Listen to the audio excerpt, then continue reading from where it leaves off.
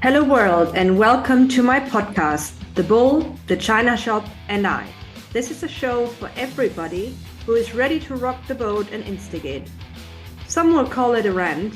I'm calling it an overdue cleansing of what is swept under the rug to make room for better, for bolder, and for braver. My name is Isabella Izzy Tsatsek, and yes, I'm an instigator, but on the side of the angels. Yep, I did steal that line from my second favorite TV show, The West Wing.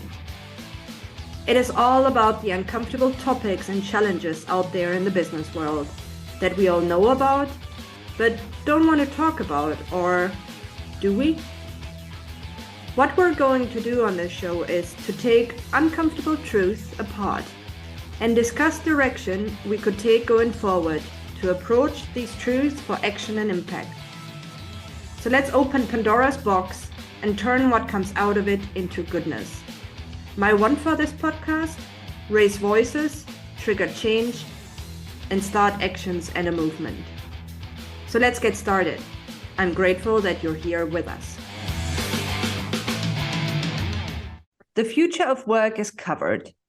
So what about the present state of work affairs? What I would like to start with today is business improvements, or are you doing the work versus ticking the box?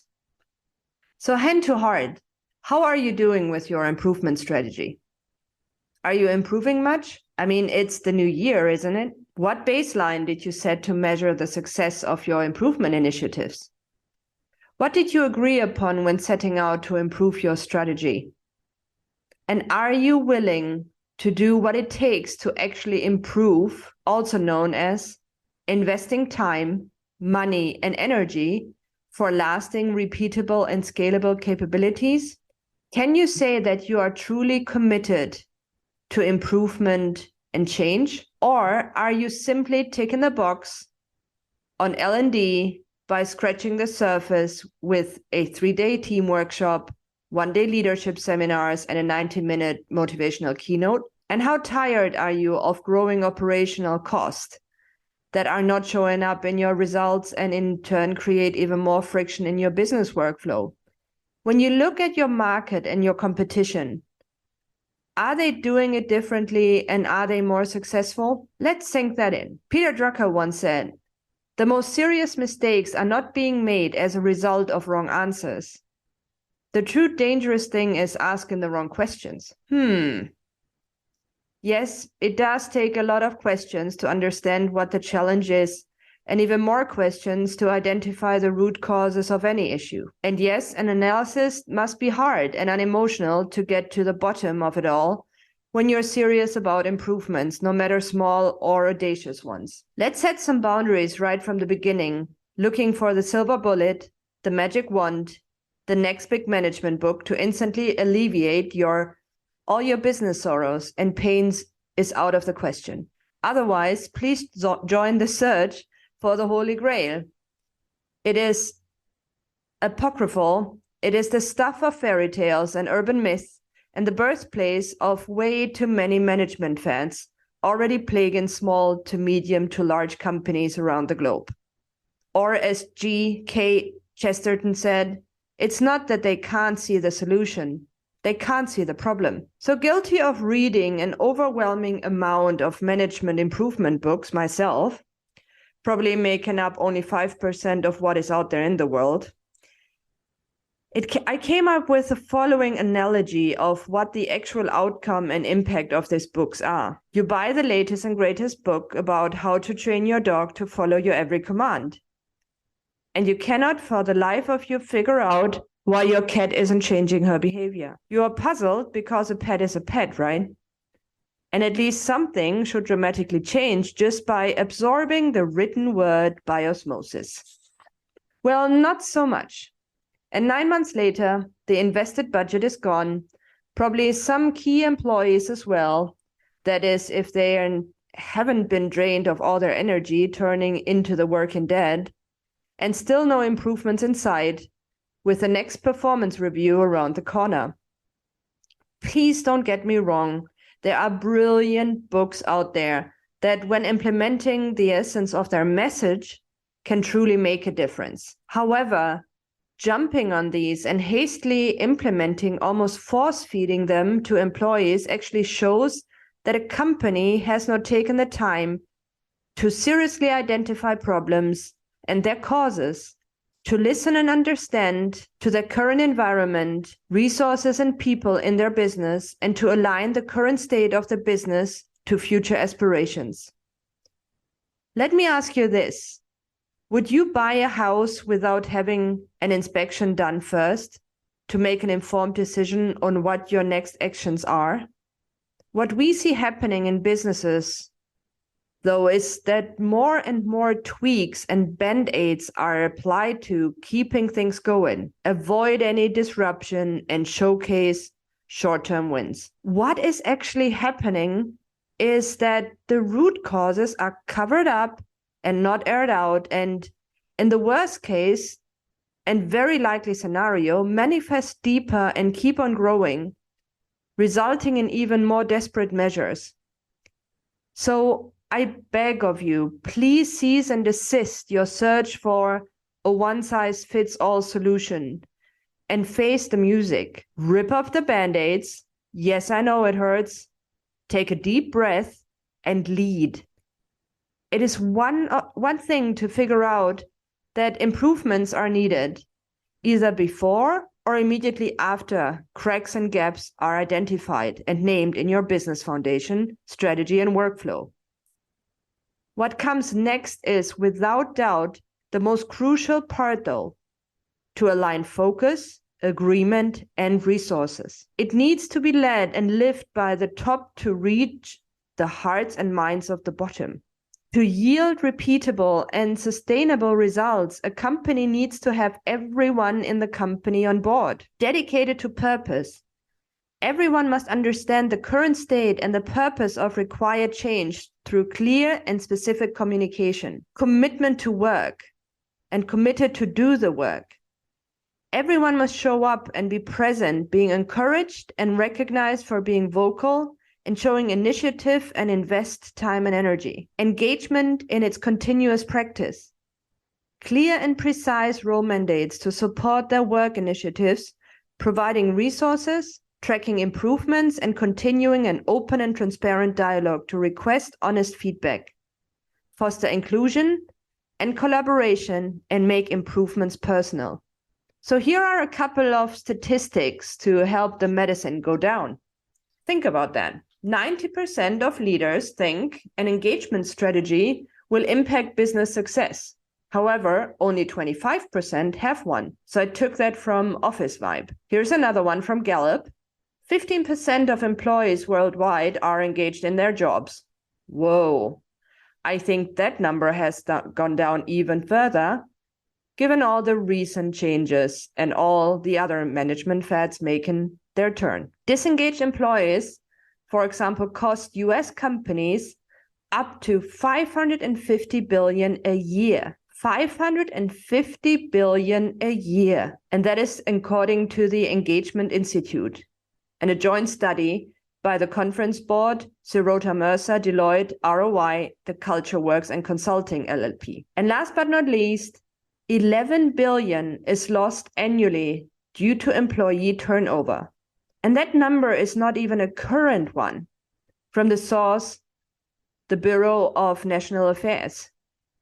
Those numbers are likely to go up over time and probably have, especially over the past 2 years. And here's also one that should encourage all of us to really look into what improvements are needed, because companies with engaged employees see 2.5 times more revenue than companies with disengaged employees, according to an Office Vibe study.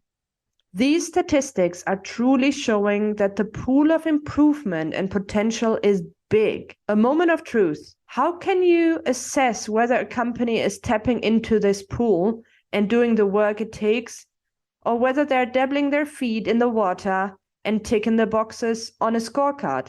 Here are a couple of issues that are the outcome, dabbling, tweaking, and scratching the surface. So, decline in customer loyalty and retention, quality and productivity loss, increase of rework, delivery delays, rise in services and goodwill credits, increased board and shareholder pressure, staff turnover that is going beyond the organic churn. Sound familiar? Well, there you go. This is what happens when you choose dabbling, tweaking, and scratching the surface instead of investing the time and the energy, the money and the resources, and facing the uncomfortable analysis for true change. So this is not an original story by a long shot, but clearly it's time to become serious about continuous improvements and making them stick for the betterment of people, performance, and yes, also profit. Because, quoting Joe Namath here, if you're not going to go all the way, why go at all? Which brings us to the buzzword that has been around for quite some time and has been even more so accelerated by the pandemic. It is the very broad and yet hopeful future of work, or new work. Somehow it always reminds me of Star Wars, episode, I think 4 it is, A New Hope. Here to save the future of work, or is it to save it from work? And before everyone calls me Debbie Downer, I'm grateful for the many people out in the world thinking, writing about, and discussing what work could and quite frankly should look like in the future. But what about the now? The future depends on what you do today. Nope, not me saying it, but Mahatma Gandhi. Every time I see the hashtag or read the article about new work, the future of work, I think of the following quote by Mother Teresa. Yesterday is gone. Tomorrow has not yet come.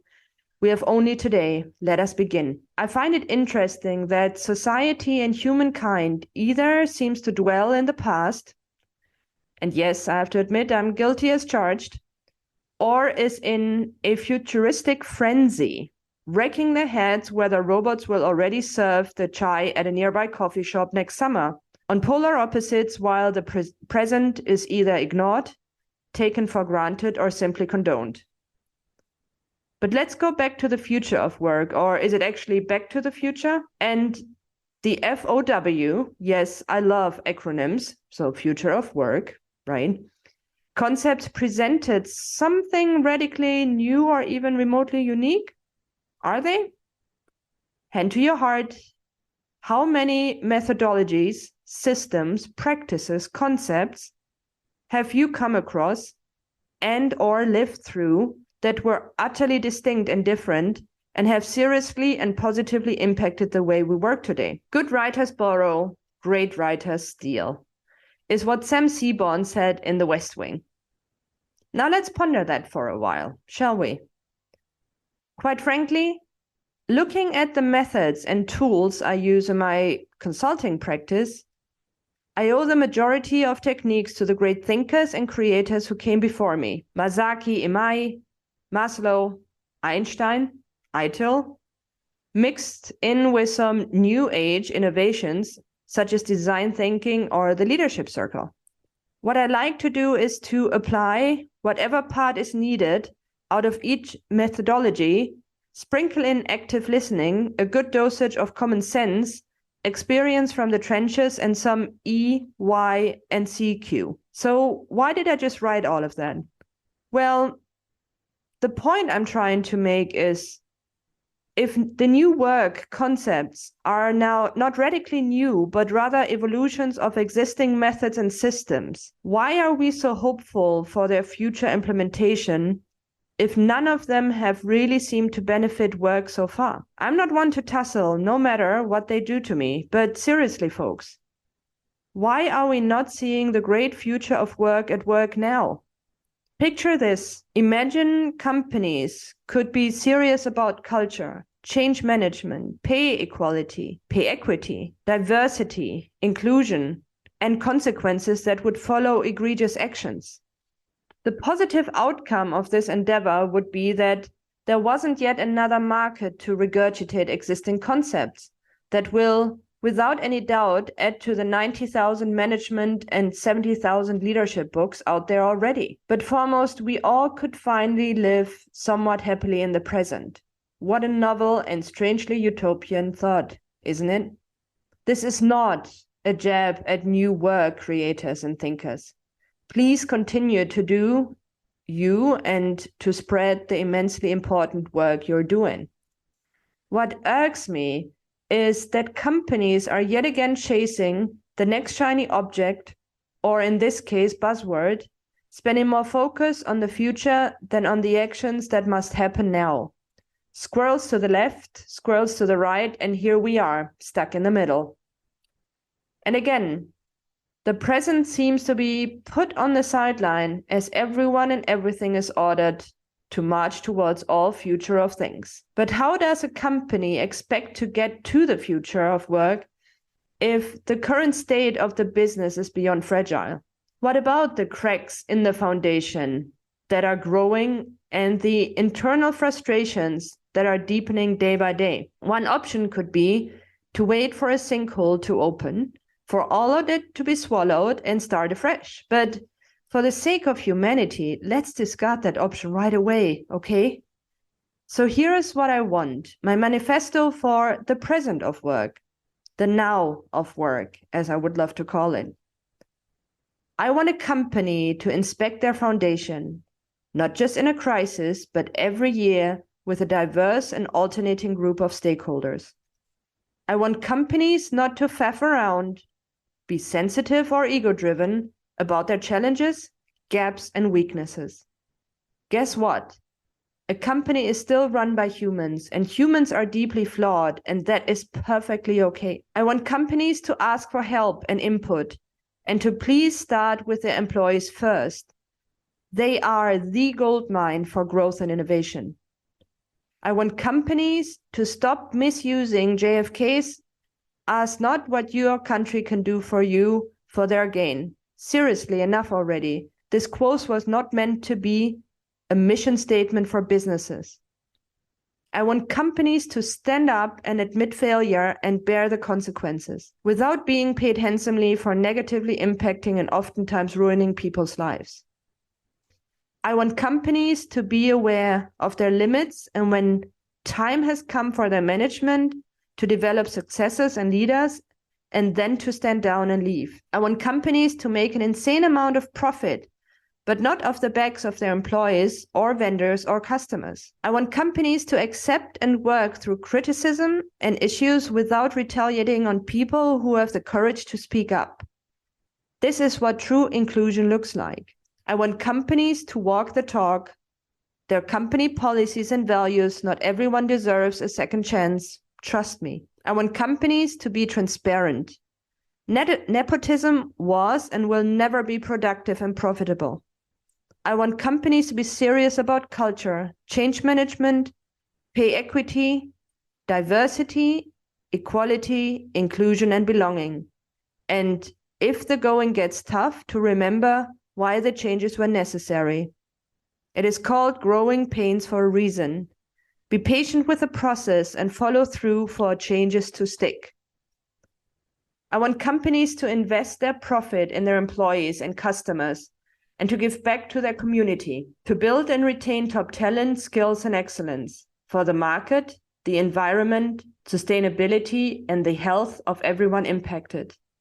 Foremost, I want companies to understand that work and organizations can be both meaningful and measurable. By meaningful, I'm talking about joy.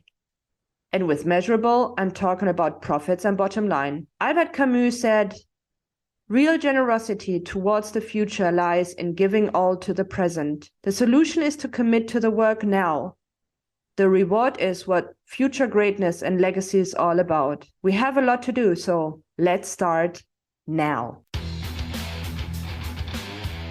Thank you for listening to The Bull, The China Shop, and I, with yours truly, Isabella Izzy-Tsatsek. If you like our show and want to know more about the podcast and me, myself, and I, please check out www.thebulllthechinashopandI, all one word, .com, and leave us a review on the platform of your choice. Oh, and if you have any uncomfortable truths ready to be exposed, let us know. We want to hear from you. Always remember this Izzyism. Your uncomfortable truths are the foundation of permanent revolution.